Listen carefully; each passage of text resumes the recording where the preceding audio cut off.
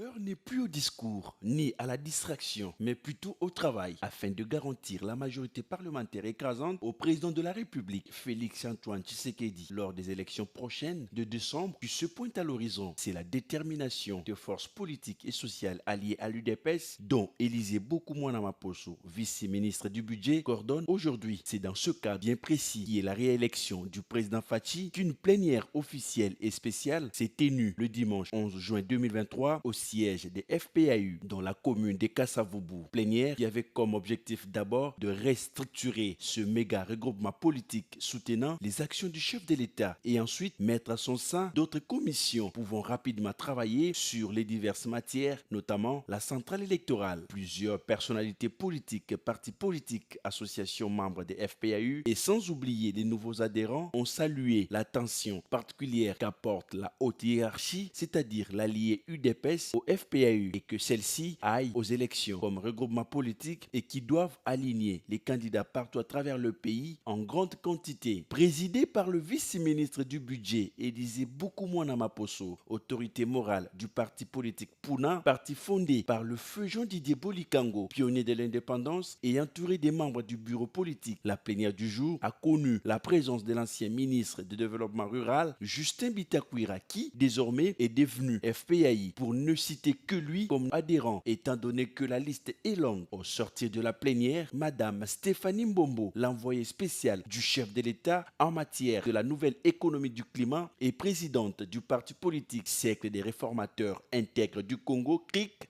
membre des FPAU, Claude Nyamugabo, président du parti politique Front pour un Congo Nouveau, FPCN, membre des FPAU, ainsi que Maître Mimi Monga, présidente de l'ONG Lumière pour tous, membre des FPAU. Tous font ici les points sur l'activité du jour. Nous allons travailler vraiment efficacement pour que nous puissions apporter ici la vision du chef de l'État. Vous savez, le fait que Tengue avait apporté cette vision, c'était le premier groupement politique. Il s'est passé des choses comme quoi la seule équipe a essayé de changer la vision du FPAU, de changer la bonne marche de notre plateforme. Maintenant, nous récupérons pour structurer et nous demandons à tous les partis politiques qui sont alliés à l'UDPS, qui veulent sur le chef d'État, de venir dans le FPAU pour que nous puissions ensemble amener au président une majorité confortable. Nous aurons bientôt une plénière, nous aurons des communications à faire. Il y a des très bonnes nouvelles, nous sommes une équipe très forte. Nous vous demandons à tous les frustrés qui ne sont pas retrouvés dans la dynamique qui était avant, de venir maintenant avec nous, nous accompagner.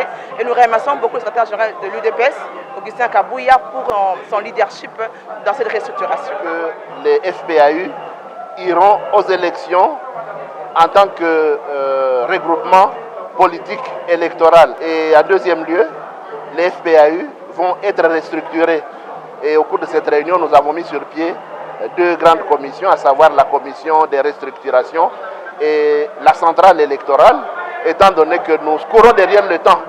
Dans 2 semaines, nous déposerons les candidatures et donc il est urgent que très rapidement, nous continuions le travail de préparation des élections parce que nous voulons donner au président de la République, Félix Tshisekedi, un deuxième mandat. Nous avons participé effectivement à une réunion hautement stratégique où nous avons peaufiné déjà les stratégies électorales et nous annonçons déjà au public que le FPAU va aller aux élections comme une plateforme électorale.